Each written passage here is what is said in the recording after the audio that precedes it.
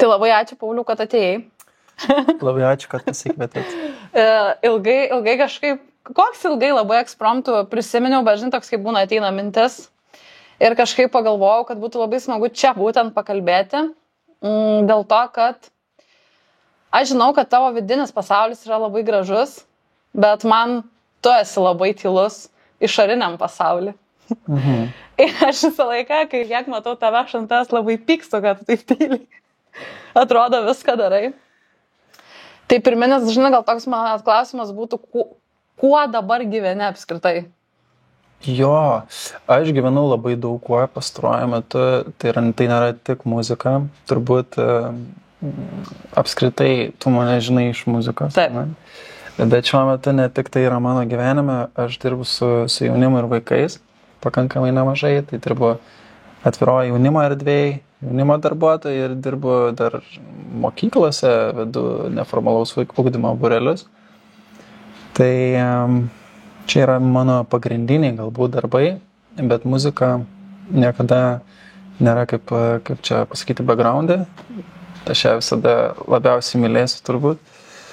Tai savaitgaliais aš dirbu būtent su muzika, kažkokia forma. Dažniausiai tai būna užsakymai, koncertai, kažkokie padainavimai, o kartais būna tiesiog geras laikas studijai, bandant kažką kurti ir padaryti taip, kad neatrodytų daugiau, kad aš esu pasislėpęs, o kažkaip, kad imtų atrodyti, kad aš egzistuoju.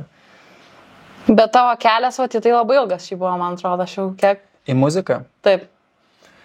Be abejo, jisai galėjo būti greitesnis, bet žiauriai daug baimių, žiauriai daug perfekcionizmo, labai daug nepasitikėjimo savim ir kitų momentų, kurie visą šitą procesą ryškiai palėtino, tiesiog sulėtino. Tai jo, tas kelias iš tiesų yra ilgas ir aš nuo 12 klasės gal tik pradėjau dainuoti, pradėjau bandyti dainuoti, nesigėdyti dainuoti, nes Panevėžy buvo sunku būti bičiuku, kuris dainuoja psichologiškai. Tai nuo 12 klasės aš sprendžiau, kad reikia nebesigėdyti šito dalyko ir tiesiog po truputį tą pradėti daryti. Tai jau yra apie 12 metų, kaip aš kažkokią formą dainuoju. Pradėjau, tai atsimenu, nuo Kučinsko ir sveikinimų koncerto, kai buvo dar legendinė ir vis dar yra Baltijos televizija, nežinau, ar čia galima vardais mėtytis, bet ta moteris, kuri vis dar taip pat atrodo, kuri veda sveikinimų koncertus, yra visiškai nereali, kaip ir visi atlikėjai, kuriuos aš dievinau tuo metu, atsimenu, mano favoritas buvo Kučinskas ir aš nepamenu, kiek man metų, manau, kad iki 5 ir aš turėjau tokį žaislinį mikrofoną ir visada atsistodavau, sulaukdavau tą sveikinimo koncerto ir linguodamas dainuodavau kartu su Kučinsku,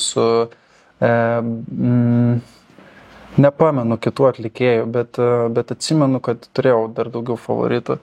Tai mano muzikinis kelias, jeigu taip iš esmės, tai prasidėjo turbūt labai anksti, bet jis buvo neišgrynintas, jis buvo be jokio formato.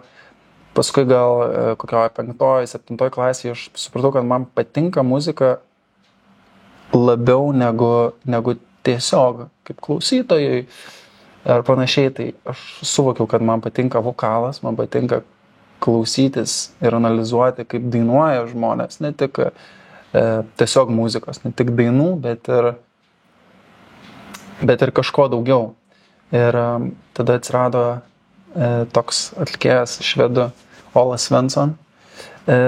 Nežinau, ar jis be yra, nežinau, ar jis be dainuoja. Man atrodo, kad taip, tik tais po kitų vardu, bet nuo tada ir prasidėjo tas, kur aš irgi noriu dainuoti, pabandyti, taip dainuoti.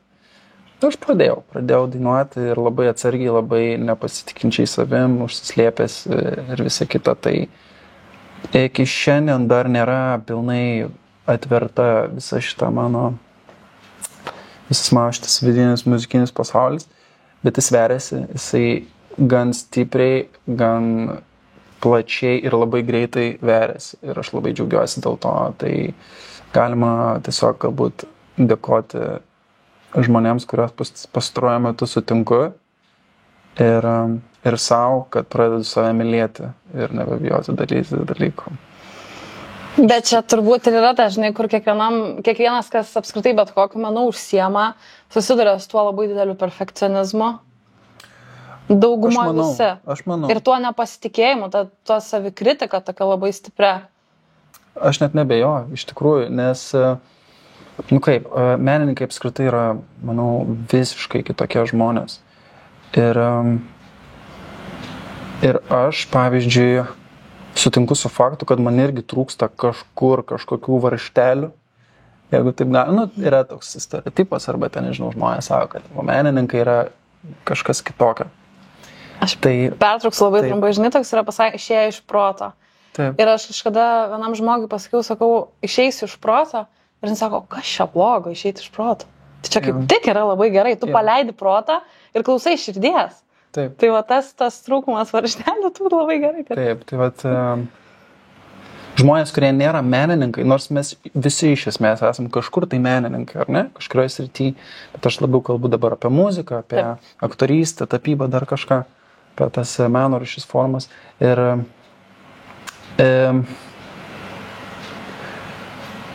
jeigu menininkas turi visus varžtelius vietoj, tai jis ko gero nėra tas menininkas, nes aš manau, kad iš to mes ir esam, iš to mes ir kūrėm, iš kažkokio trūkumo galbūt, iš nerimo, iš nepasitikėjimo, iš tų dalykų, kurių galbūt kiti, pavadinkim, ne menininkai arba mažiau menininkai neturi galbūt, arba nesusiduria.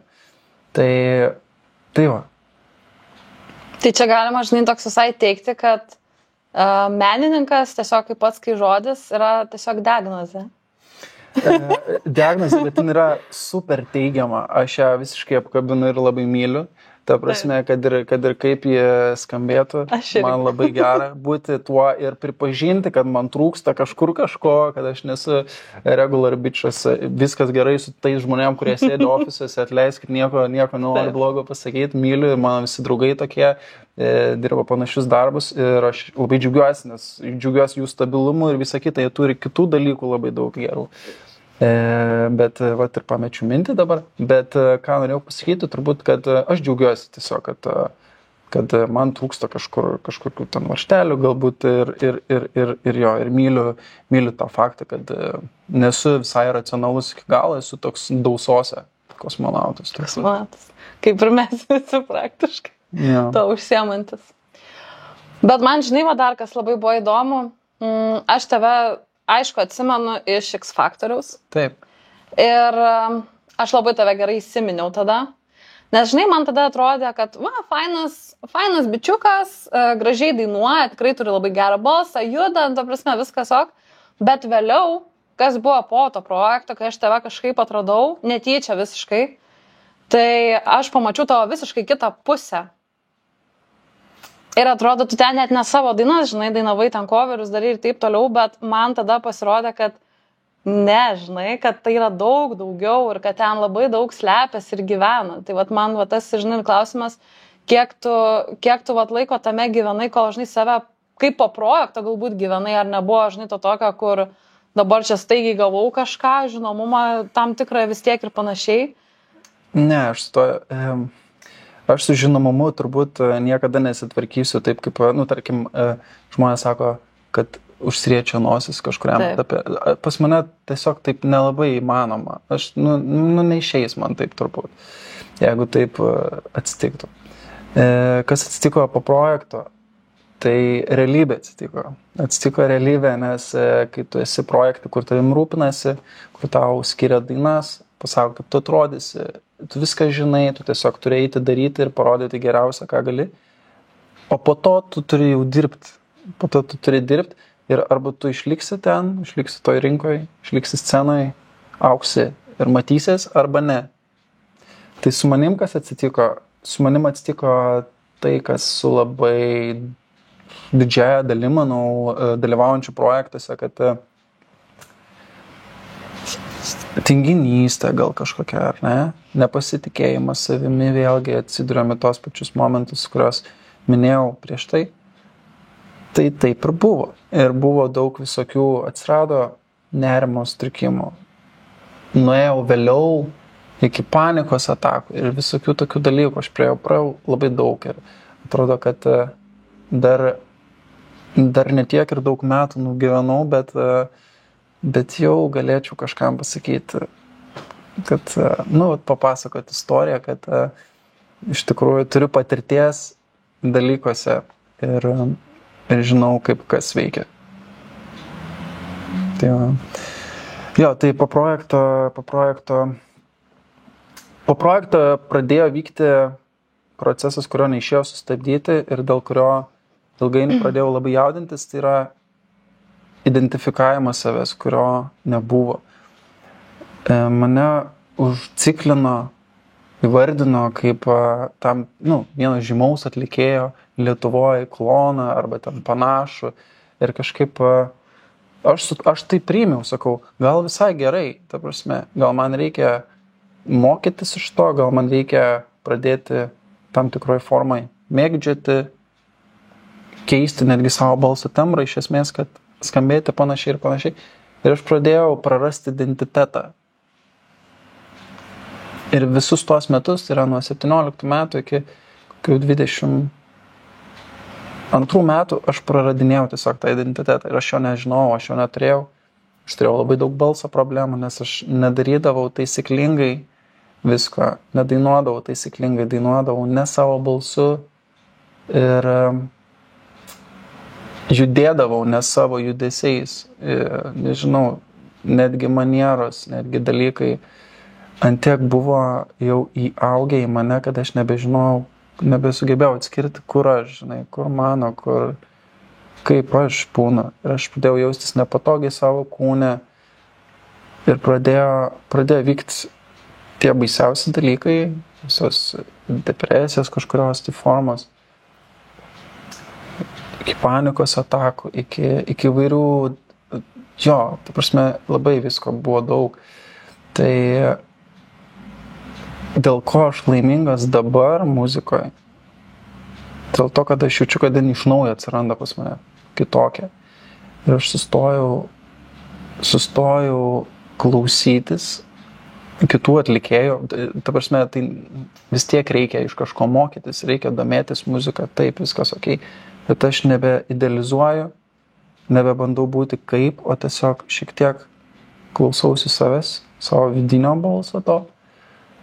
Ir jeigu sėdžiu studijoje arba bandau kažką daryti su muzika, aš tiesiog nebeįsileidžiu jokio kito atlikėjo į save, kad per mane išeitų ta transliacija. Aš dabar noriu išsigryninti, susikaupti, savo balsą susirasti, savo judesį susirasti ir daryti taip, kaip daro Paulius, ne kaip kažkas kito. Kaip kažkas kito. Viskas gerai, mes turbūt abu puikiai žinome, apie ką mes kalbam.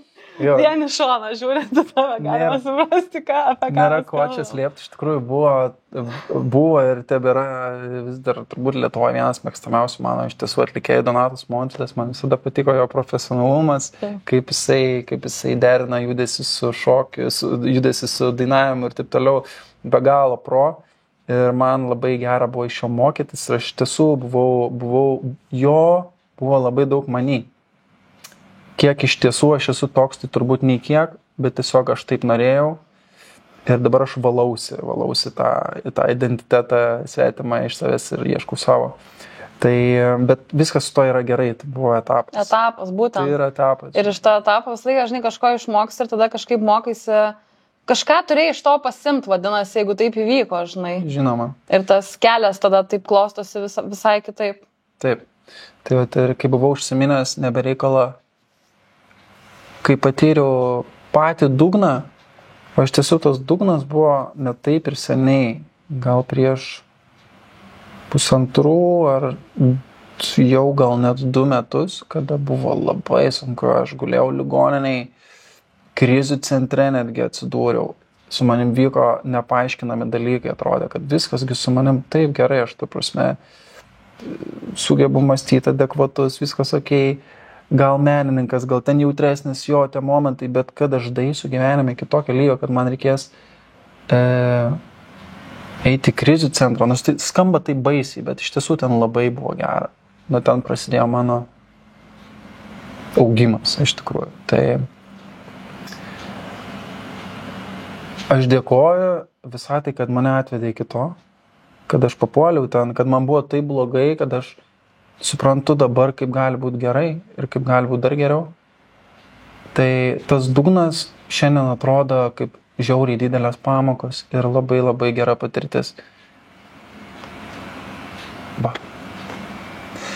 Jo, ir jeigu apie ką konkrečiai kalbu, tai buvo labai sunkus etapas, kada muzika nėjo, aš turėjau santykius ir jie dingo, tiesiog dingo. Aš apsiverčiau su automobiliu autostradai ir gavau labai didelę vėliau dar baudą ir taip viskas sukrito į vieną ir aš nesugebėjau tiesiog iškabliuoti.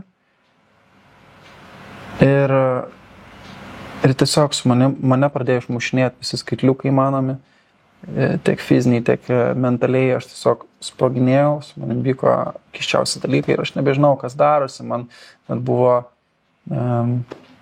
visokie veido traukuliai prasidėjo, iki tokių, kur kas vyks, ta prasme, žinai, kaip suprast, atrodo, gyvenau normalų gyvenimą ir kas vyksta. Ir pradėjau ieškoti lygų, fizinių lygų ir atsimušiau kaip sieną, man pasakė, kad čia tiesiog yra užsitęsusio nerimo, užsitęsusio streso dalykai, pasiekmes.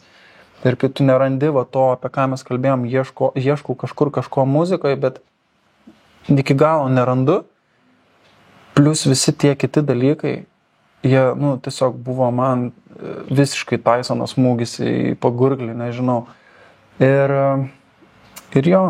atjungė mane ir to atjungimo reikėjo tam, kad aš atsidurčiau vietoj, kur atėjo lygiai tokie pat žmonės kaip aš.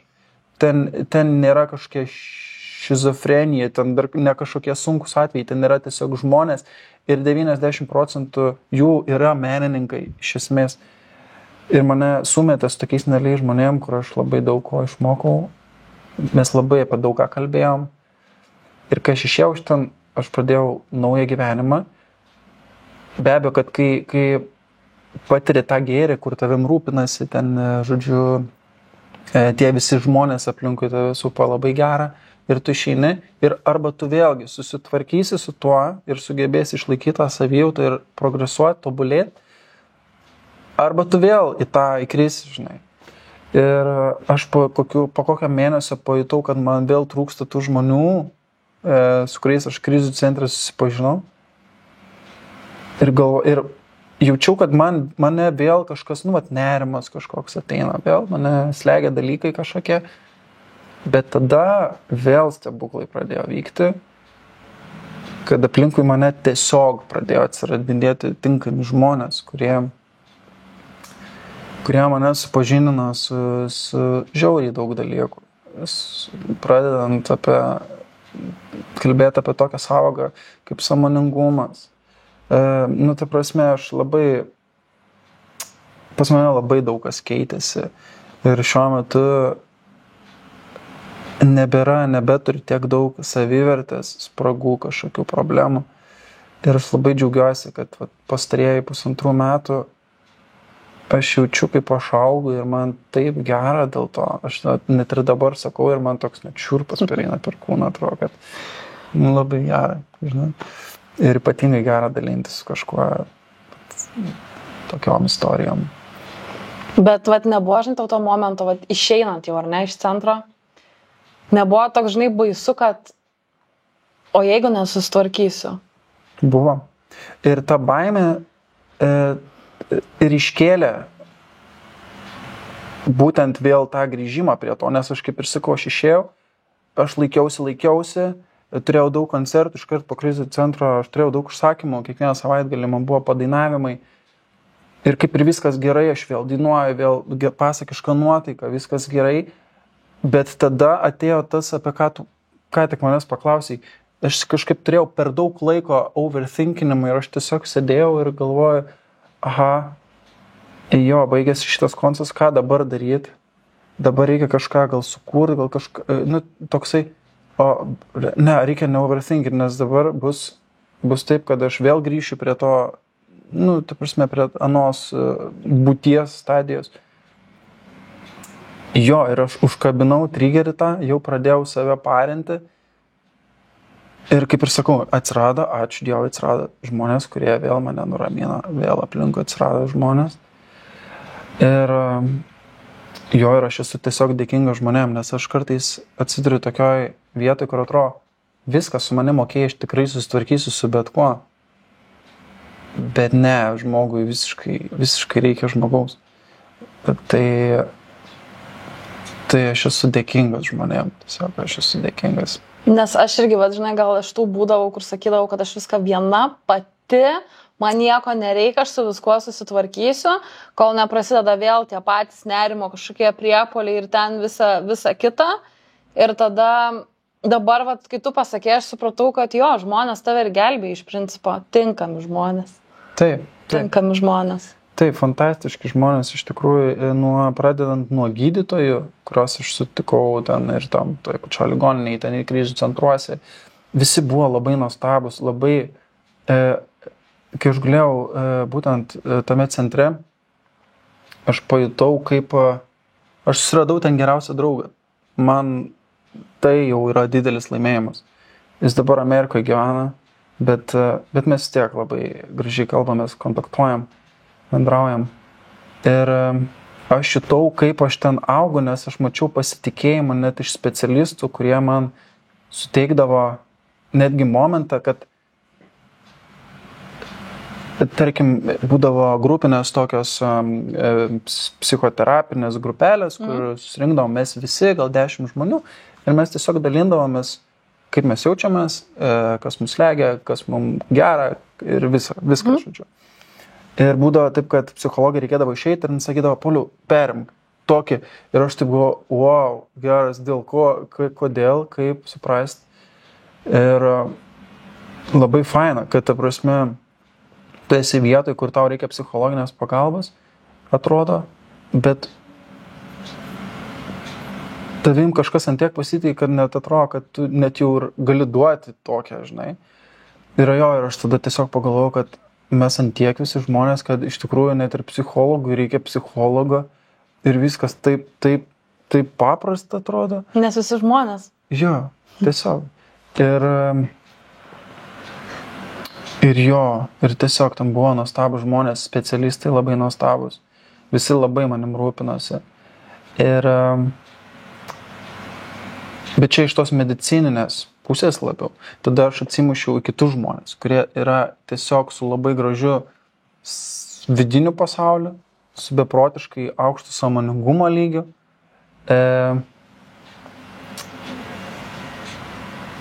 Tie žmonės buvo toliau mano tas visas kuras, kurį į mane pylė. Ir man kiekvieną dieną buvo vis geriau. Ta prasme, aš tiesiog hands down žmonėm, visiškai. Nes aš sakau, aš nežinau, ką aš dabar daryčiau, jeigu ne tie žmonės. Man, žinai, kažkaip, aš galvoju, kada mes bendravom ir prieš 5 kokius metus gal. Man tada, žinok, jau tada toksai atrodė, kad toks labai jautrus ir labai daug pasimetimo pilnas ir tokio gal net skausmo savotiškai sakyčiau. O va dabar, kaip mes kalbėjom, man tokia ramybė dvelkia, žinai, iš toli atrodo. Toks atsirado, toks, jaučiasi, kad savo vietoj žmogus, žinai, yra, su savim yra, o ne su kažkokiam kaukiam ten ar užmestais kažkokiais dalykais, bet toks, kur drąsiau jautiesi, žinai, savim. Šitas labai sunkus, manau, yra apskritai, man atrodo, kiekvienam menininkui bet kokios srities. Nes tave kažkaip pastoviai lygina su kažkuo, bando tau primesti kažkokią etiketę, o nors gal tu net nesi tas, kas, jie įsivaizduoja. Nes žmonės apskritai linkia iliuzijas kurtis. Ir tas, kur pamato, žinai, vieną, ten, sakykime, nežinau, ten ištraukia vieną tavo sakinį ir susikuria savo iliuziją, kas tu esi. Bet iš tikrųjų tu galbūt viduje esi visiškai kitas žmogus ir visiškai kitus dalykus, netgi kuriantis ir taip. Tu dabar paklausiu, ar šiaip daug esi prirašęs kūrybos? Aš susiduriu su momentu, kada nemoku pabaigti vieno dalyko, nemoku pradedu dalyką pabaigti ir pradedu pradėti dalyką ir nesugebėjau pabaigti dalyko. Tai aš esu tame šiuo metu ir aš turiu daug visko. Pas mane yra labai gražys iš Ispanijos parvežta spalvota knygutė, į kurią aš rašau savo mintis ir potencialiai dainas. Ir ten tiek daug visko, kur tu į vieną negali sudėti. Ir pas mane yra taip, kad aš tiesiog pradedu ir atrodo viskas gerai, eina, klausosi, okei, bet tada pas mane ateina kita mintis, kur, šitą mintį reikia kažkur kitur užrašyti, nes čia bus kitai dainai, bet tada, palauk, šitą mintis dabar per gera, tada aš ją pasiemu, aš tą kitą, ką pradėjau pastum, ir va toks vyksta konvejerių, kur žinai, eina kolos buteliukai, bet kamštelio nieks neužsuka. Nu, toks ne iki galo dalykas. Tai kaip aš su tuo susitvarkysiu, dar nežinau, bet aš džiaugiuosi, kad radau turbūt sprendimą, kaip vis dėlto galima susitvarkyti su to. Tai čia dar buvo momentas ir apie perfekcionizmą iš tikrųjų. Taip. Nes tu ir nepabaigi iš tikrųjų tų kūrinių, nes tau jau atrodo kitas geresnis, kas reiškia, kad tu jau tuo nebe tai pasitiki. Taip. Gal jis per mažai geras. Tai aš dabar tiesiog esu tame, kad bandau pabaigti dalyką, negalvodamas, kiek gerai ar kiek blogai atrodys rezultatas. Tiesiog paimti ir padaryti. Ne? Tai ir labai gera, kad yra ta taisyklė, kad pirmas blynas visada būna apsivylęs, nes aš galiu, atrodo, sau leis dar, jeigu ir išeis koks kūrinys ir nebus jisai pernelyg geras, tai dar nesiparins, nes galima bus traktuoti, kad čia mano pirmas apsivylęs blynas, bet aš netgi nemanau, kad tai bus, nes dabar rašau vieną kūrinį, iš tikrųjų jisai atsirado pas mane tokiais labai įdomi istorija, nes aš net atsimenu, verkiau, kaip gera, kad mane supranta. Yra toks Dovaras, Panevėžietis. Aš jį seniau vadinau tėtę, ne dėl to, kad jis daug vyresnis už mane, taip nėra, jam gal 37, nežinau. Bet aš jį vadinau tėtę, nes manim rūpindavosi muzikoje. Jis mane pasikviesdavo į studiją, mes įrašinėdavo, aš gavau pirmas praktikas įsirašinėti dainas, su kažkuo kolabinti ir jis man suteikė pradžią muzikai.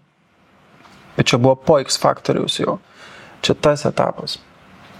Ir ir Dovaras gavo beatą ir tame beat'e jis matė kolabą su manim. Jis tiesiog man atsiuntė tą kūrinį, kaip jisai įsivaizduoja, papasakoja viziją. Ir aš pasiėmiau, jis sakau, greitai užrašysiu kažką ir išsiųsiu atgal. Ir aš atsimenu, pradėjau įrašinėti ir galvoju, kolabas, bet aš jaučiu, kad čia dabar gali mano gabalas. Aš pajaučiu, kad aš noriu vienas būti šitoj muzikoje. Ir aš paprašiau jo, kad jisai man padovanotų. Ta prasme, sakau, Dorai, galiu pasimti šitą žiauriai gražų dalyką ir su visą pagarbą tau labai norėčiau su tavim padaryti. Mes ir padarėm, tarp kitko, dabar bus 2 versijos, bus jo albumą vieną, o kitą darysiu savo atskirai, šiek tiek kitaip. Ir jis man padovanoja. Ir ne tik jis yra autorius, muzikos autorius yra kitas, Einaras. Tai aš labai tikiuosi, kad šitas kūrinys, ties kurio dabar dirbu ir ties kurio esu žiauriai išsiciklinęs ir kurio labai laukiu, kad jisai bus mano pirmas gabalas ir kad jisai bus labai fainas ir kad jį žmonės išgirs ir klausysis. Tai... Čia aš išmanifestavau. Manifestavai, kad...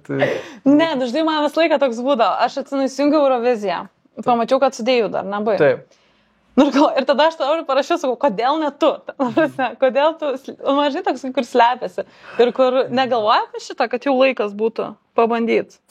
Jo, kaip prisimenu, kiek man metų, taip. Aš nežinau, ko aš tiksliai norėčiau iš Eurovizinės scenos. Nes aš dar neįsidentifikavau, ko aš siekiu muziką.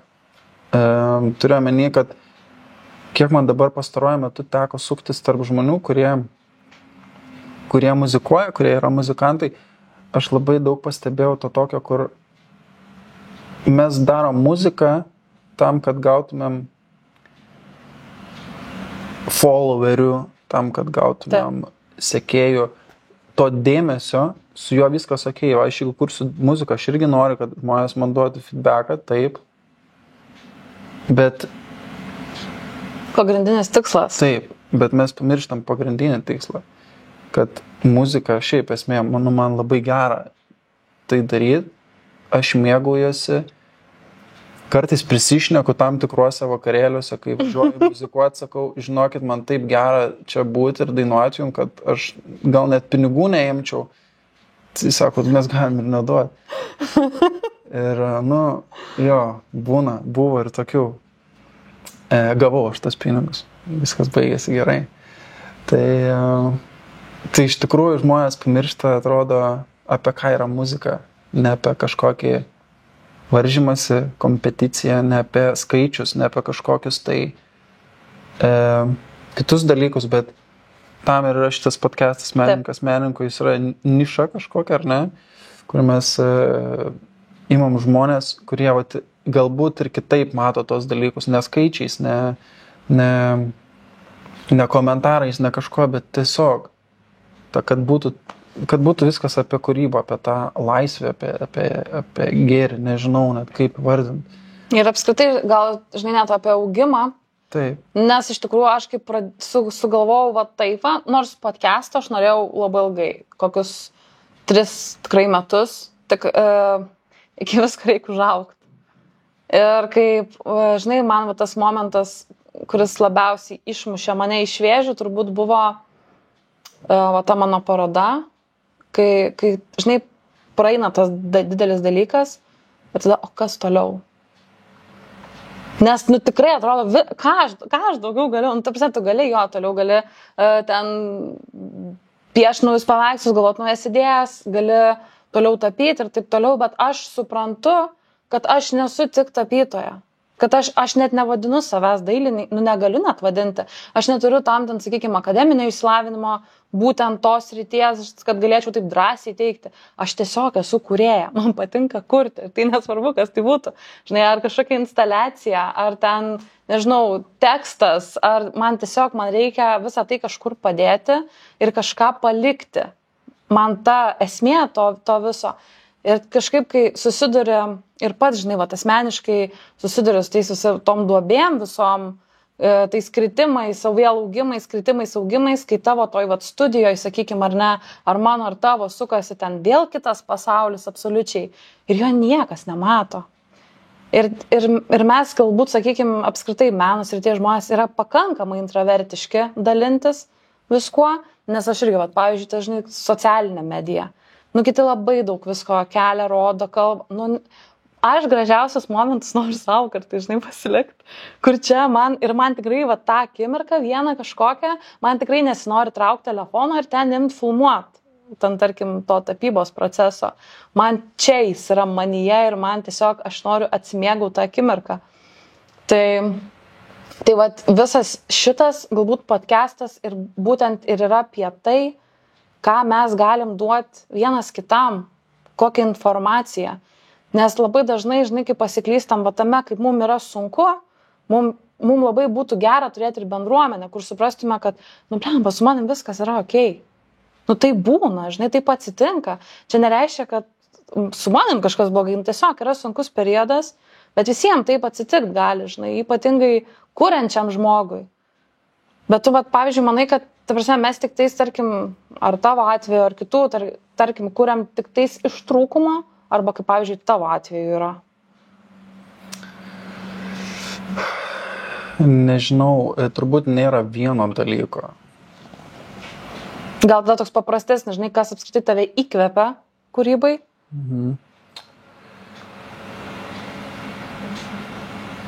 Labai buvo praeitą savaitę įdomus momentas toks. Nežinau, kodėl jis mane įkvepia kūrybai, bet aš buvau su draugais, važiavom į Kauną pasižiūrėti Lietuvos ir Estijos futbolo rungtynių, buvo Baltijos taurė. Ir aš sėdėjau pačioj pirmoje eilėje, arčiausiai futbolininkų. Buvo puikus stadionas Kaune, puikus stadionas, labai gražus dangus buvo, puikus vakaras, labai fainus sirgaliai, labai tokia vienybė, viskas. Ir aš žiūrėjau futbolą ir prisiminiau, kad mano svajonė buvo visada būti futbolininku. Aš iš tiesų 4 metus lankiau futbolą ir baigėsi viskas ties to, kad supratau, kad aš nebūsiu nei Leo Messi, nei Ronaldo, o tada kas iš to, ką aš duosiu, nelabai galbūt ką. Ir aš, kai sėdėjau būtent tam stadione, man tiek sukilo jausmų tiesiog, kurie būtent kažkodėl iššoko į tą mano kūrybinę temą, kad aš po to mačo, atrodo, norėjau varyti studiją ir kažką padaryti, nes man toks net ne apie muziką, net ne apie patį futbolą, bet apie sentimentus kažkokius, apie vaikystę, apie kas aš norėjau būti. Toks atėjo labai daug visokių dalykų ir aš norėjau transliuoti tada, norėjau eiti ir padaryti kažkokį rezultatą. Tai mane įkvėpė milijonai dalykų, mane įkvėpė kvapai, aš labai mėgstu smilkalus, mėgstu Palo Santo smilkintis, aš mėgstu daug dalykų. Ir mane tikrai labai daug kas įkvėpė. Net maži trigeriukai visokie gali būti kaip įkvėpimas. Tikrai. Ir, sunku vieną dalyką apibrėžti. Kas iš tikrųjų yra mano įkvėpimas, aš nežinau dar. Nes tai yra realiai viskas. Tinkamas žmogus atsiradęs kažkurioje vietoje. Kažką pasakęs, kažkokį sakinį, tinkama situacija. Nežinau, pavyzdžiui, užvakar vedžiau šunį ir pamačiau tokią kietą močiutę, žiauriai kietą šukuoseną, turėjo nerealų stilių ir mes su joje gal kokį pusę valandos prasišnekėjom. Buvo labai gerai ir aš irgi tada tęsiau šuns vedžiojimą ir visą laiką apie tą žmogų galvojau, kad nesuprantu, ką jis palėtė, bet kažką palėtė, nes aš dabar noriu daryti dalykus. Įdomu, tipo. Tai va. Ir tų žmonių tokių, ir situacijų, ir kvapų, ir dalykų yra tiek daug pas mane, kad aš niekada nežinau, kas mane inspiruos. Ir kas mane motyvuos kažką daryti. Būtinai kurti muziką, gal šiaip kažko imtis. Tai jo, bet ir iš trūkumo, manau, iš trūkumo mes irgi darom dalykus. Jo, nes man tik tai, žinai, buvo labai įdomu, nes labai daug kas sako, kad būtent iš trūkumo dažniausiai kuria, arba iš tų tokių gal netgi slogesnių dalykų. Ypatingai, kas liečia muziką, daugiau net sako, kad būtent ir aš iš tų kažkokių sunkių, skaudžių patirčių, kažkokių slegiančių. Ir aš, pavyzdžiui, netgi ir pati vienu etapu ir aš pradėjau piešti iš to, kad man yra sunku. Čia aš pati kažkaip susisteminau savo nuraminimo būdą. Man čia buvo terapija visiška. Ir man buvo, žinai, tas momentas turbūt pats stipriausias, kai aš pradėjau tą visą mano paveikslų seriją, bet jinai nebuvo iš trūkumo. Jinai buvo visa iš to, kad man gera. Kad yra kalnai naujų emocijų, naujų kažkokių ir žmonių, ir man tas apskritai, žinai, gal vienas toks buvo esminių, tas toks susiliejimas visiškai su gamta, kai tu supranti, kad tu praktiškai niekas esi prieš ją, bet tu gali joje būti.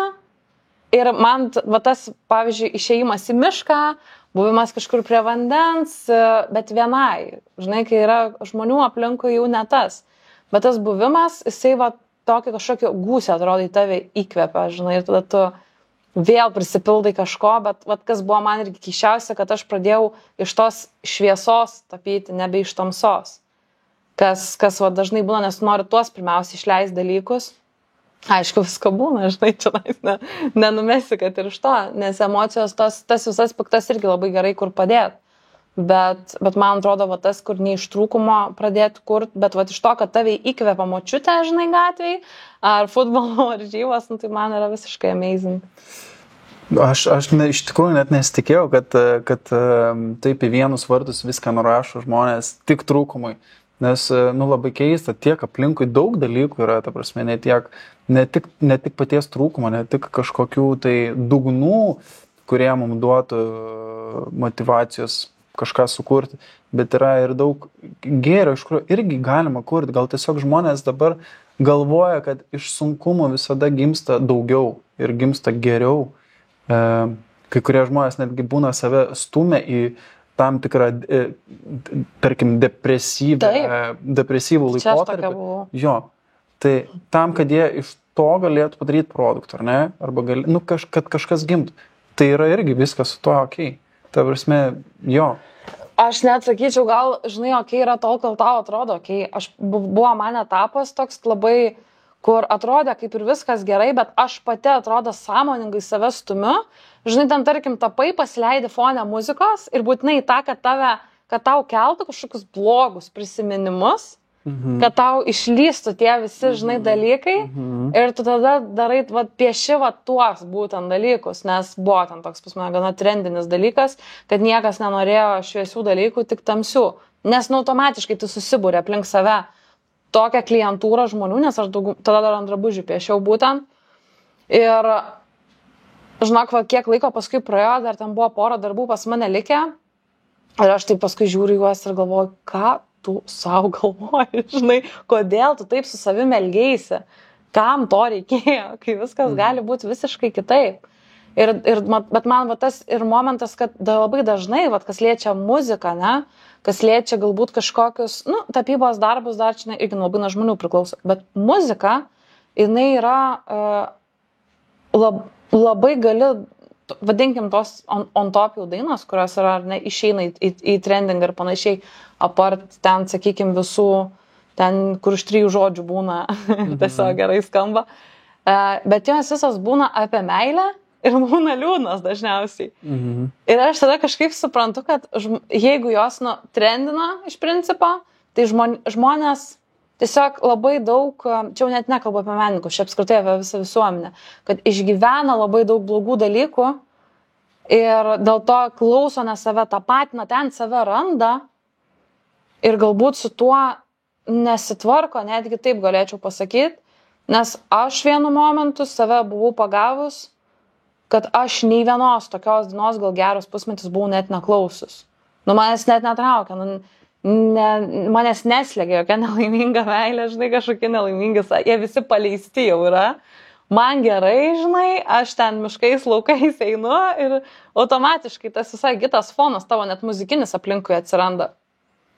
Taip, ir labai panašu į tai, kad, pavyzdžiui, aš irgi kalbėjausi su psichologė ne per seniausiai ir aš neatsimenu, ar aš jai tą klausimą uždaviau, ar man labai kirbėjo jį užduoti, bet man buvo labai įdomu, kaip žmogus dylina su savo emocijom, kai pas jį per dieną ateina 10 žmonių, su savo bėdom, su savo juoduliais, skauduliais, depresijom, dalykais. Ir tu vis tiek, at the end, tu esi žmogus, žinai. Ir tu kaip kempinė geri tos visus momentus. Ir tu juos nešiesi namo. Aišku, galbūt, jeigu tu dirbi tokį darbą, tu esi pakankamai stiprus, kad galėtum managint su tuo ir tvarkytis. Bet iš kitos pusės, mes žmonės. Tai vėlgi.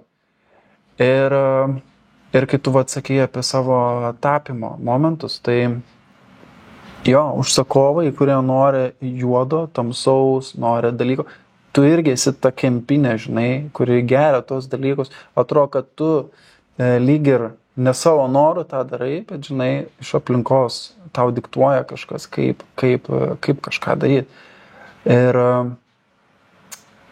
dėl tos priežasties, pavyzdžiui, kadangi pas mane irgi panašiai yra, aš pradėjau ieškoti, kaip palaikyti balansą, kad šiek tiek į tą visą įnešti spalvų. Aš, pavyzdžiui, pradėjau rengtis kitaip, nes aš seniau, pas mane būdavo juodos kelnes, juodi batai, juodi džempai, oversizinis toks visas vaikštant, taip super, toks, žinai, visas juodas, tamsa, visokios mirtys ir tai, aš taip dabar save matau, nes galvoju, tiesiog. Ir dabar aš pradėjau, aš turiu žydrą džempą, kurio niekad neužsidėtų, žinai, arba ten turi ten tokią ir tokią spalvą. Tai aš pradėjau tų spalvų įnešti savo gyvenimą ir man atrodo, kad tai žiauriai padeda, tokie dalykai, paprasti dalykai, spalvos kažkokios. Net jeigu tu gauni užsakymą nupiešti juodą mirtį kažkokią, tu gali grįžus namo užsidėti žydrą džempą arba taip atsėsti paskui, žinai, arba gali piešti tą juodą dalyką su tuo žydru džempu ir tas balansas jau bus. Tai va, apie ką aš kalbu, kad reikia, jeigu kažkas bando išstumti save iš to, tai bandyti save sugrąžinti kažkokiais kitokiais metodais. Labai tas geras momentas, žinai, apie balansą, nes aš ir pagalvojau, kad greičiausiai tada pasiryžau, žinai, ir atradau, pavyzdžiui, savo tą, sakykime, tuo, ko tikrai noriu eiti, tai tada, kada pradėjau pati įtraukiau balansą, pati pasidariau. Nes kaip bebūtų, ar ne, ypatingai jauniem menininkam, aš jau nekalbu apie tos, kurie jau N metų ir jiem viskas tvarkoja ir viskas važiuoja. Bet aš dar turiu taikyti su tam tikrais dalykais, jeigu noriu iš to valgyti. Tai vėlgi prasideda dažnai visokie šuniukai, kačiukai, ten ir taip toliau. Ko aš iš tikrųjų nesu linkus ir tai nėra mano, bet tai yra ta, vadinkim, komercinė pusė, kurią tau reikia daryti, jeigu tu nori iš to gyventi. Bet tada aš po tų visų kokias 2 dienas užsidarau, įsitraukiu savo drobę ir tada aš jau piešiu, ką aš noriu. Nes aš gyvenu visiškai surrealistiniam pasauly ir man tada atsigauni ir tada vėl gali, žinai, ir taip ir važiuoju visą laiką. Ko mačiau, žinok, pastolkinau ir žiauriai patiko. Aš šiaip labai dabar užsikabinęs esu ant tokių visokių niekučių, ant, nežinau, pas mane namie kaba gal 5 sapnų gaudyklės, ten įvairūs, nežinau, šitą, pavyzdžiui, man darė draugas, aš jį vadinu draugu iš Panevėžio, jam yra 7-8 gal metai, tai linkėjimai Vladimiro, aš jam parodysiu šitą podcastą. Ir, žodžiu, aš turiu tiek daug visokių įdomių dalykų, pas mane ir šamaninių būgnų, ir visokių tank drum, ir, nežinau, įvairių instrumentų, ir etninių visokių momentų, tiek daug namie. Ir man labai patinka tokie dalykai. Ir aš mačiau tavo paveikslus, aš dabar užsikabinęs irgi ant paveikslų, pavyzdžiui, ant tokių gal psichodelinių kažkokių, ant ne iki galo, kur reikia stovėti ir gali 2 mėnesius daryti savo interpretacijas, kur kiekvienas ateitų pas tave ir kitaip interpretuotų šitą paveikslą, nes jis nėra aiškus. Ir man labai patinka būtent tai. Ir aš pas tave mačiau tokių dalykų ir man tikrai labai patiko. Ir mačiau labai kietų rūbų, kuriuos galbūt irgi norėsiu paklausti, kaip įsigyti ilgainiui. Tai vat. Jo, tai man žintas gal paveikslų ir yra tas toksai, kur ten yra mano pasaulis.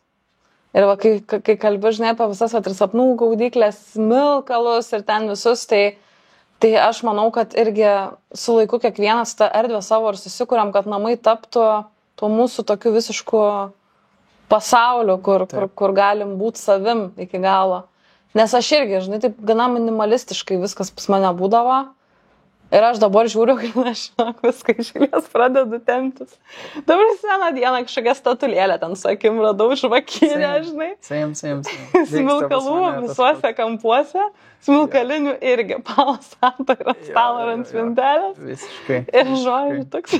Visiškai tas pats, žinok, vyksta pas mane. Man atrodo, aš daug pareina su laiku šitas. Jo, ir aš iš tikrųjų dabar važiuodamas galvojau, kaip čia pasakyti dabar, galvoju, kad to sąmoningumo, jeigu paimkim sąmoningas žmogus, ypatingai dabar žiauriai populiari tema yra sąmoningumas. Kažkaip taip šoktelėjo, kad visi dabar bando ieškoti kažkokių, kaip išsimedituoti savo geresnę savijautą. Aš pastebėjau, kad net reklamose per teliką kažkada įsijungiau, labai daug kas imituoja visokias meditacijas, kažkokių labai daug tokių, kur prieš tai nebūdavo. Ir apie sąmoningumą.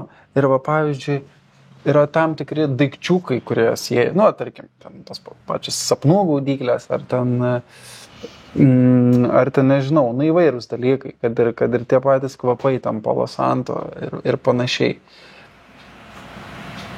Palauk, ką aš norėjau pasakyti, aš ėjau, bet tai būna su manim. Taip su manim būna. Ir sakiau, kad tik šiandien nebūtų.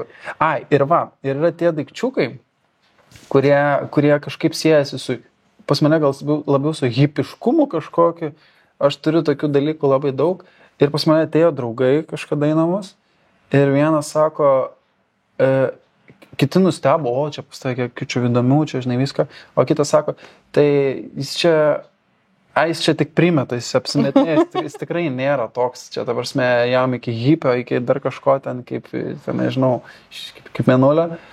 Ir aš tada ilgai galvojau, ar jis teisus, ar galbūt aš iš tikrųjų, nežinau, ne tai, kad apsimetinėjau, bet iššokau į kažkokį trendą, o ne iš tiesų noriu tapti sąmoningesnis, nes tai iš tikrųjų dabar mus taip stipriai supa, kad tas visos sąvokas, sąmoningumo, meditacijų ir panašiai, jos ant tiek trendy, kad atrodo, kad reikia ir tau daryti, bet aš ir skanavau save po to draugo žodžio, ar iš tikrųjų tai yra apie mane, ar aš tik vaikausi kažko.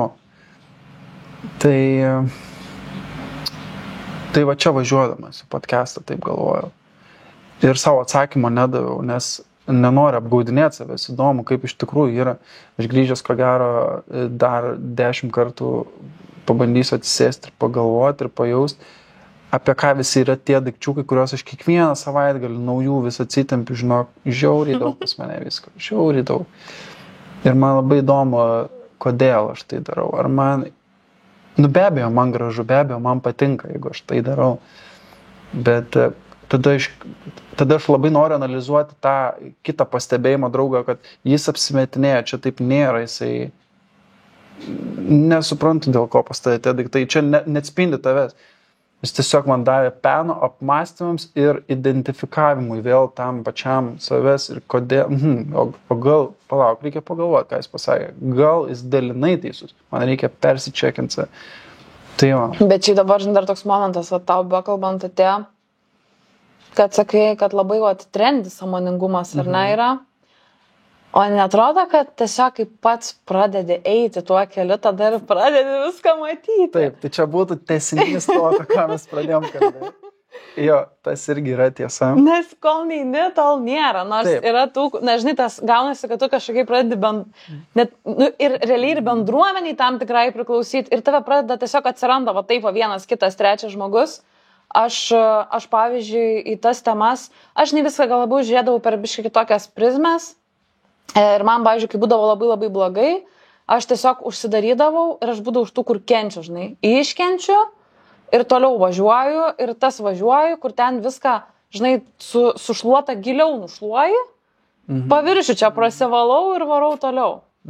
Ir kai viskas ten sulenda ir tada tu supranti, kad tu kiekvieną dieną tiesiog kenti dieną iš principo. Ir pas mane atsirado netyčia vienas žmogus, Edas vardu. Ir Edas gal iš Lietuvos balso? Jo. Pičiukas. Taip. Aš jį esu pasekęs Instagrame.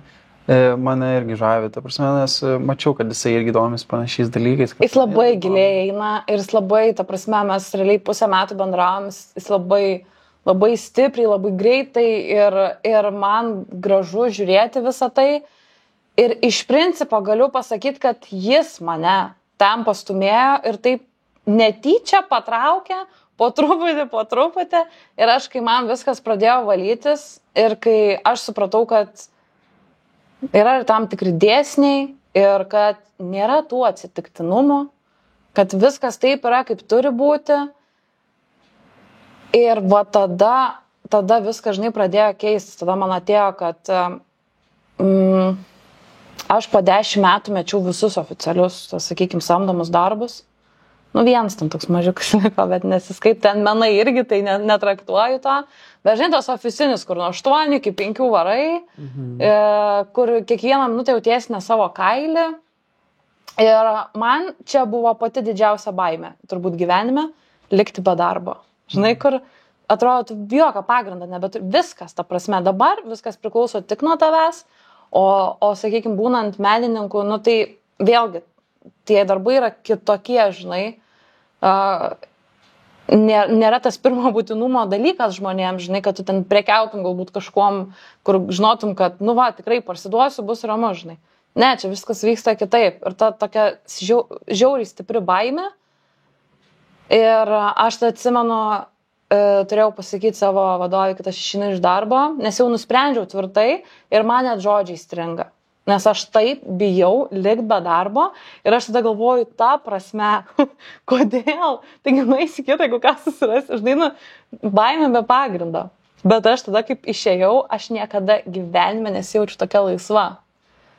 Ir man dabar kiekvieną kartą, kai būna apskritai kažkas, žinai, sunkiau, ar veiklos, ar panašiai, aš žinau visada, kad tai yra tiesiog tas sunkumas, kuris išspręsi praeis ir toliau viskas važiuos ir eis gerai. Ir kažkaip pirminis gal tas, žinai, buvo paroda, kur, sakiau, tikrai niekada gyvenime. Gal net neišdrįsiu tokio dalyko, žinai, padaryti. Nes vis tiek toks atrodo, žinai, fokusas visas į tave.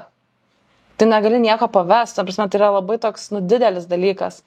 Nes aš ir užsimojau labai daug, vat kas yra blogai, per daug užsimanyti, žinai, visą laiką. Ir man labai patiko, kad aš tada supratau, kad aš buvau per daug užsimojus. Aišku, viskas labai gerai vyko, rezultatą gerą turim, bet vat ir iš parodos išėjo podcastas, kad tiesiog flow, žinai, viskas flow. Tiesiog darom, tikslas yra vienas ir pagrindinis auginimas ir augimas, manęs savęs pačios auginimas tame, žinai, ir kitų galbūt, ir suteikti kažkam ir to, žinai, peno apmąstymam galbūt, ir gal kažkokio irgi taip pat augimo. Ir niekas neturi būti per prievartą, niekas neturi, žinai, eiti iš kažkokių baimių ar iš kažkokio streso, viską turi daryti su malonumu ir viskas taip, žinai, pradeda gražiai važiuoti ir tada supranti, kad valim, kur tave visada vedė, nu, kad, nu, atsipalaiduok ir nu, nekontroliuok to gyvenimo taip stipriai, nes kai kontroliuoji, vis tiek gauni per nagus, o viskas kartais netaip, žinai, vyksta. Ir kai paleidi tą kontrolę, atrodo viskas taip pas tave plaukt pradeda. Žmonės, mintis, idėjos, ten ir darbai, viskas tiesiog cirkuliuot pradeda, kai paleidi, žinai, viską, daugiau mažiau. Jo, visiškai sutinku iš tikrųjų su tuo. Ir dar užstrigau ties tavo mintim, kur iš tiesų vienas blogiausių jausmų man yra nesaugumo pojūtis, apie kurį tu kalbėjai, kad neturėti darbo arba kažkokio tai pamato yra žiauriai blogai. Žiauriai blogai gali būti, ta prasme, mane turbūt ir išmušinėjo tada netgi iki tų panikos atakų, tai prisidėjo prie to, kad aš žinojau, kad aš esu gyvas ant ar mane užsakys ar ne padainuot, žinai. Vienu momentu tada tai buvo. Dabar aš aišku dirbu daugiau darbų, aš žiauriai daug dabar dirbu, aš nieko nebespėju iš tikrųjų. Tai dabar aš jaučiu tą saugumą ir man yra iš esmės daug geriau, bet tada, kai aš tik dainuodavau ir turėdavau tik savaitgalinius padainavimus, aš turėjau per daug laiko overthinkinimui. Aš laukdavau to savaitgalio, aš pasimėgaudavau, aš užsidirbdavau pinigus, bet tada ateidavo pirmadienis, ir tada eidavo antradienis, trečiadienis, ketvirtadienis eidavo ir dar netgi penktadienis, kada tu nedainuoji ir tada tu tiesiog sėdi ir galvoji. Žinai, ir tada įsijungia dar kitas dalykas. Irgi tas nesaugumas. Aš atsimenu, kaip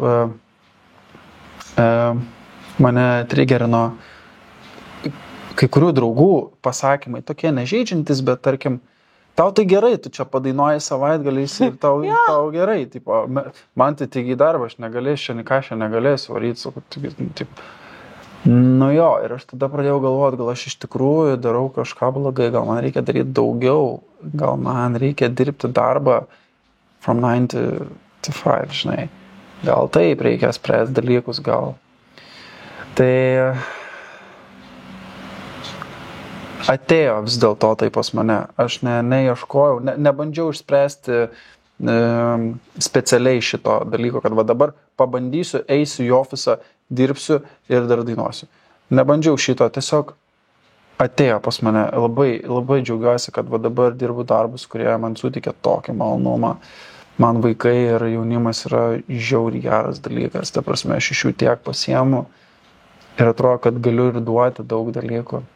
Ir pas mane šiandien girdėjau iš vieno irgi atlikėjo, irgi podcastą klausiausi, kaip sakiau, ruošiausi podcastui klausydamasis, kaip yra podcastas, nes jo reikėjo formatą prisiminti.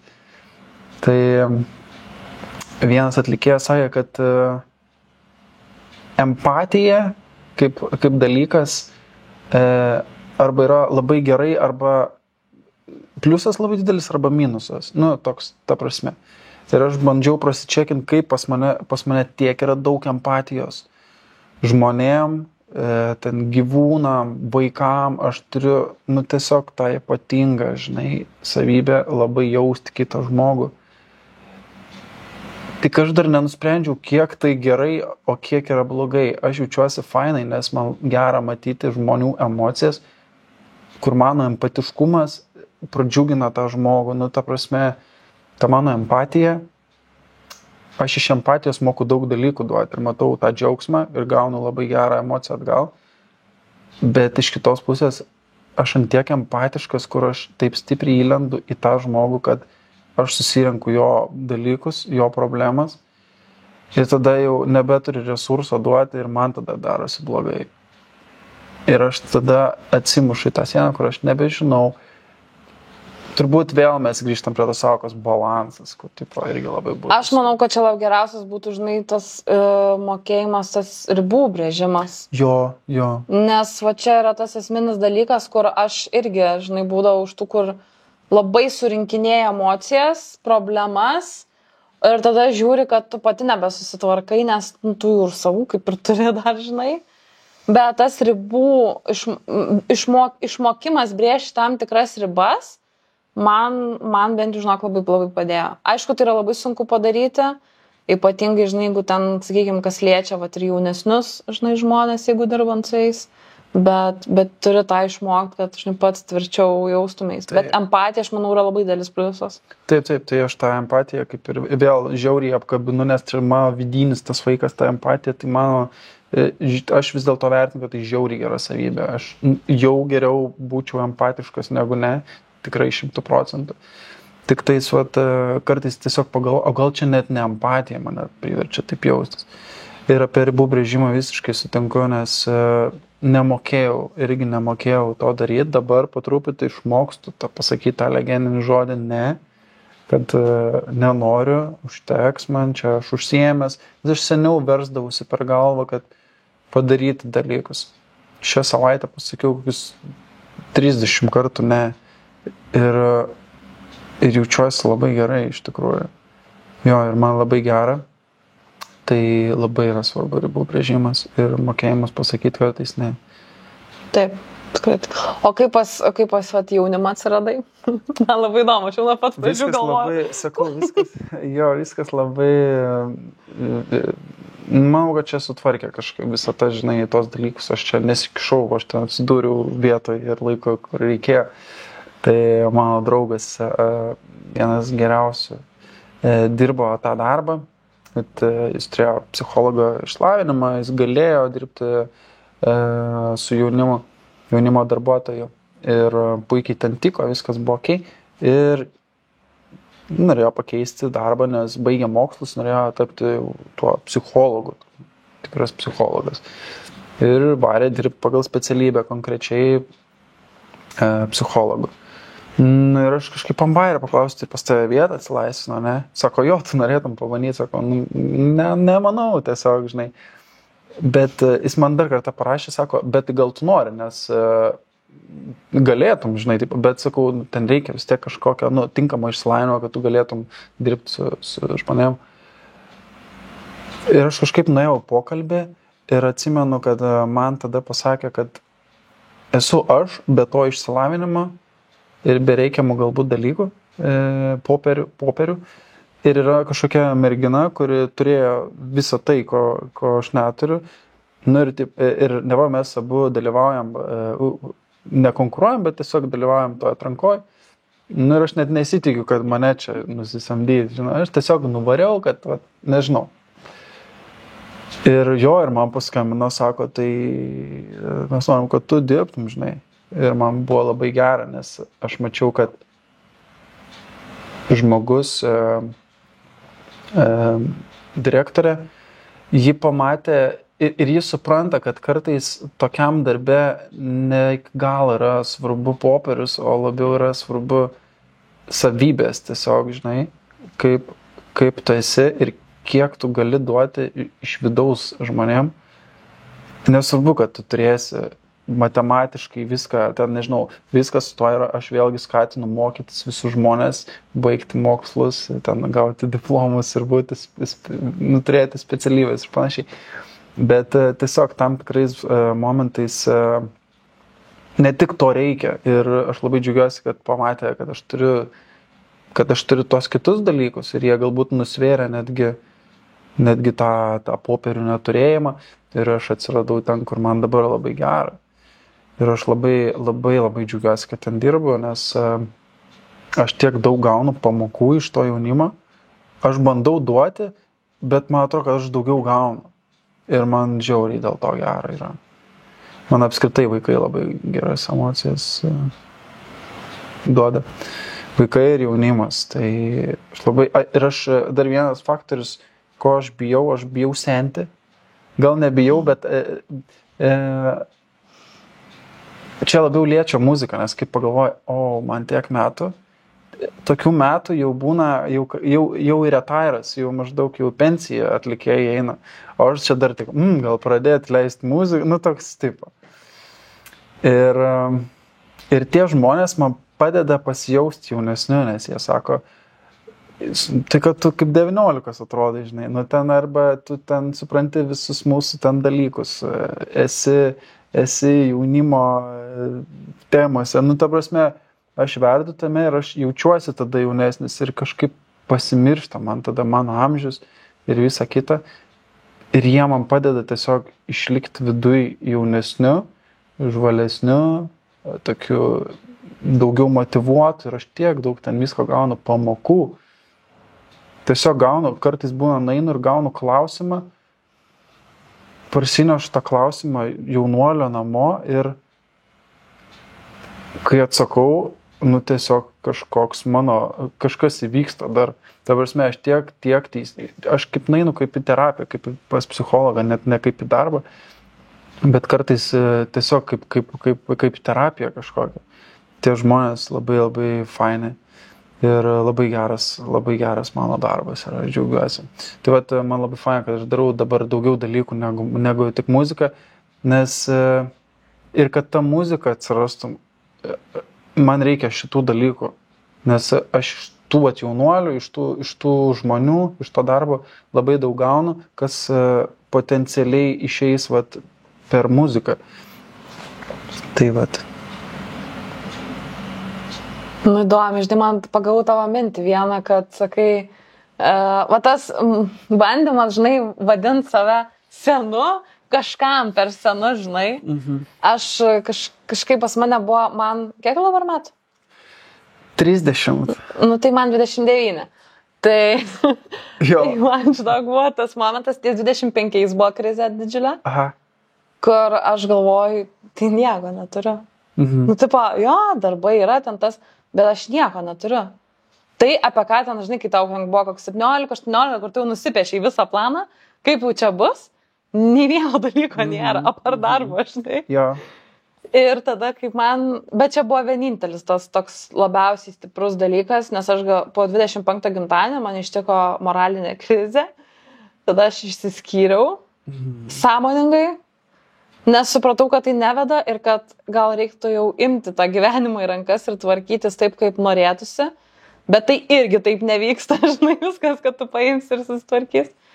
Ir aš dabar galvoju, švenčiau, kaip tik norėjau pasidaryti parodą prieš 29 gimtadienį, kad užtvirtinti iki jos, kad aš jau esu savo kelyje, žinai. Ir tada suprantu, kad nevėlu, kas iš to, kad aš ten, žinai, toks, kur nuo mokyklos, ten tas 10 metų grubiai ar ne, kad aš tą laiką visą nesugaišau, aš mokiausi per tą laiką, tam, kad ateičiau iki to taško.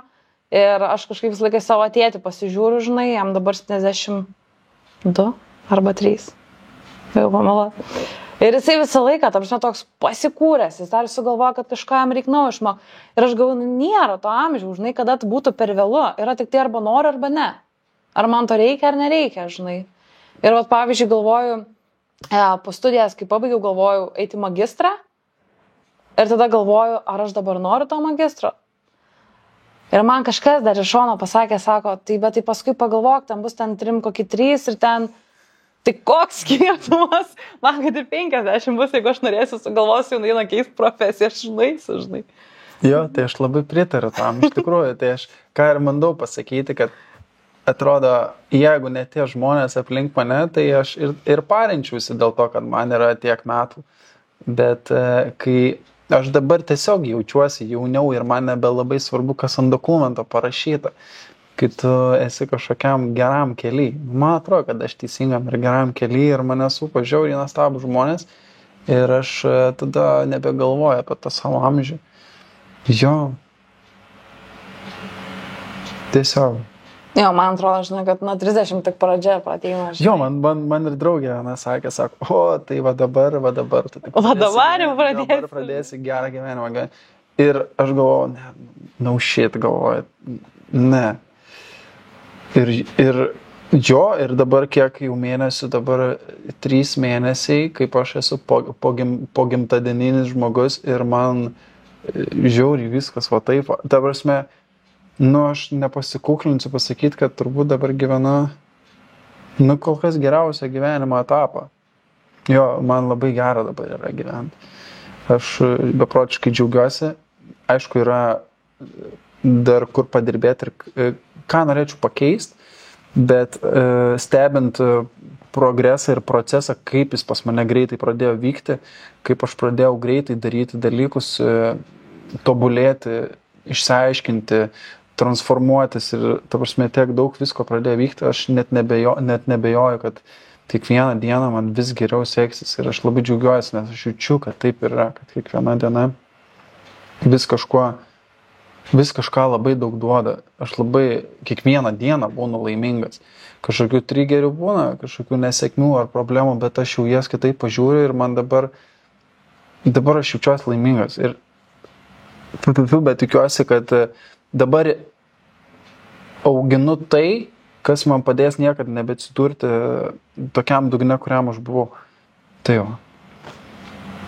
Jo, čia aš manau, žinai, yra svarbiausia, kai jau žinai, kur buvai, bet tas vat ir atsiranda, žinai, visas, kur atrodo, viskas pradeda keistis tada, kada tu pakeiti požiūrį ir kada pradedi mėgautis. Ir kai pradedi mėgautis, žinai, kur atsileidi ir atsipalaiduoji tam gyvenimui, tada tu priimi, ką jis tau duoda. Nes kai tau yra labai blogai ir kai tu nesupranti, kas su tavim vyksta, tau kaip ir duotų, bet tu nepriimi, žinai, nieko. Taip, tai apie muziką yra iš tikrųjų toks momentas, kad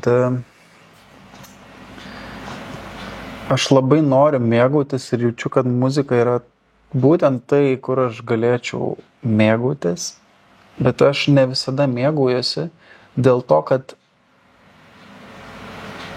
dėl to identiteto, kurio aš neturėjau, kur buvau kaip Donatas Montvydas, kaip ten dar kažkas nors, nežinau, kaip kažkas, kur dariau kaip Michael Jacksonas, ten bandžiau tą, na.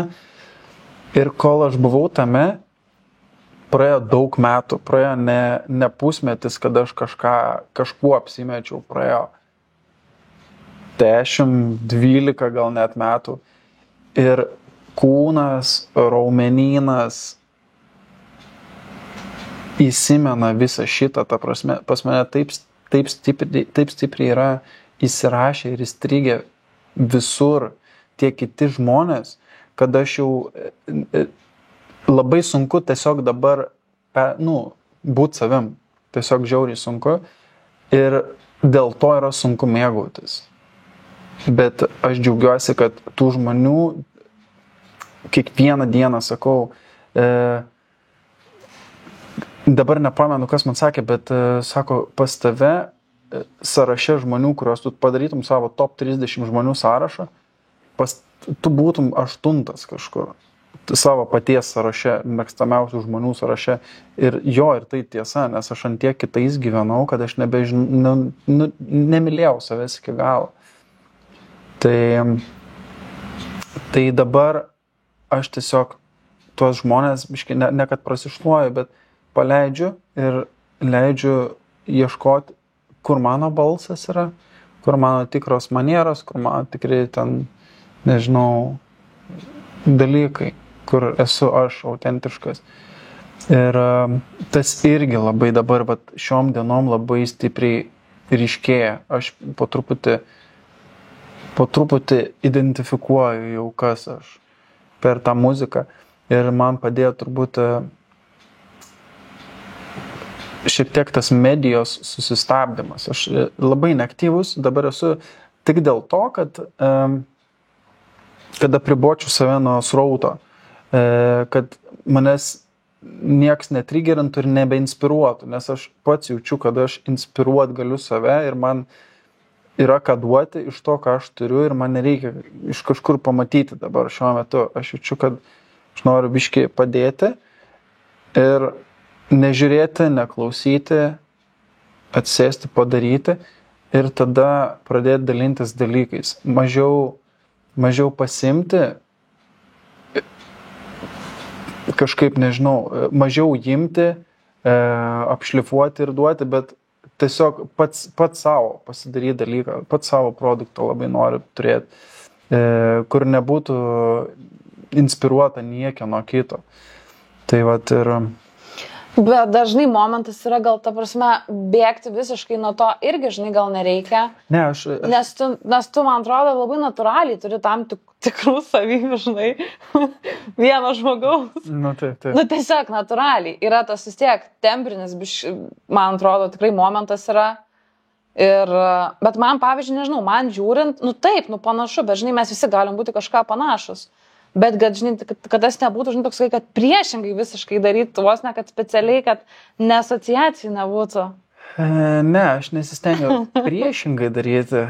Aš dabar šiek tiek kitaip žiūriu, nes yra labai didelis skirtumas tarp būti kažkuo ir tiesiog mokytis iš kažko. Tai aš buvau tas, aš nesimokiau už to, aš tiesiog buvau tas.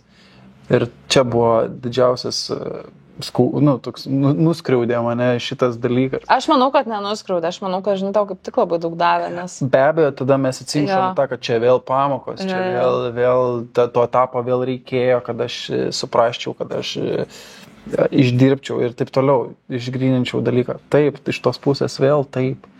Tai čia, nieks nevyksta be reikalo, ta prasme, viskas vyksta taip, kaip turi vykti. Tai su to sutinku. Labai fain. Tai kada galėsim to dainą išgirsti? Aš labai svajoju, kad mėnesio laikotarpį. Rimtai? Aš labai noriu ir jeigu skambės taip, kaip man patinka, tai gal net ir nufilmuosiu klipą. Labai gerai. Ja. Nes man tai, žinok, laiką, tiem neužbaigtiem darbam, kaip tu kalbėjai, aš tai darydavau. Tarsi ateini į studiją, yra viena nuotaika, pasiėmė vieną drobę, žinai, papieši. Ateina į dieną ne tą. Jau tu ten naktį susapnavai kitą dalyką ir jau tu nori čia ir dabar tą daryti. Ir galiausiai prisikaupė jų kokį 3-4, o taip va. Ir tada jau kaip ir 5 imtum, bet supranti, kad juos irgi reikia pabaigti. Tai va aš sąmoningai kažkaip su paro dažnai nusibrėžiau dieną konkrečiai, tą vadinkim deadline, kada aš turiu padaryti. Tai faktas, ta diena, kada jau visi jie turi būti, bet etapais dariau, kad tarkim, šiandien prie šito nenoriu sėst, bet aš turiu žinai, aš turiu. Ir dažniausiai pradedi daryti ir tada, ir įsivažiuoji, žinai. O tas man tas deadline, nes aš irgi esu šitoj vietoj labai, galėčiau kiekvieną dieną vis kitą daryti, žinai, ir ten kraut vaisinę lentyną visą, bet deadline labai geras dalykas. Jo, aš ir nebesusikoncentravęs į nieko kito, nebeįsileidžiu kitų kūrinių, dabar jeigu man kažkas kažką siunčia, tai palaukit, dabar man kaba ir aš va, čia pabaigsiu, čia apsistojau, čia pabaigsiu ir tik toliau galėsiu dėti priekį. Tai stengiuosi dabar susikoncentruoti vieną dalyką ir tiesiog mokytis, kad reikia pabaigti pradėti darbus. Visi šitą, man atrodo, turi mokytis. Mokytis. Jo, jis žiauriai sunku. Labai, nes man atrodo, kiekvienam gyvena užslėptas tinginys. Oi, daug buvo čia istorija irgi su tingėjimu. Tikrai aš buvau tinginys ir gal dalinai ir esu vis dar. Bet, nu ką, kaip ir sakai, visi kažkiek. Aš manau, bet aš gal, žinai, tingėdavau tada, kada prasmės nematydavau tos tokios, žinai, stiprios, svarios. Nes man kažkaip, kai yra tikslas, automatiškai jau toks tampa, kad nesvarbu, nei kiek tu miegi, nei kame tu gyveni, bet toks užsisuki labai stipriai. Bet kada nėra to tikslo konkretaus, tokio stipraus, kad tau tai turėtų prasmę kažkokią, tai automatiškai tie tinginiai pradeda dalys, kad aišku, ir tinginiai, ir paskui iš to tinginio atsiranda, per daug pradedi galvoti, tada atsiranda vėl nepasitikėjimo visi. Perfekcija. Jo. Klasika. Tai geriausia nieko negalvoti ir daryti, kuo daugiau, žinai. Jo, tai jo, aš tiesiog darysiu. Labai gerai, labai lauksiu. Jaučiuosi įsimanifestavus. Išsimanifestavus Dainą, supratau. Nu rimtai, nes tikrai labai ilgai laukiu. Nes kažkaip, žinai, buvo bendravom kiek, čia sakau, 5 metai kokį jaučiu atgal. Panašiai. Jo, tada atrodo, tokiam etapė buvai, žinai, ir kur galvoju, turi išeiti, kažkas negali būti, kad žmogus tu jie gyvena savo pasaulį, nieko neduoda, žinai, tipo.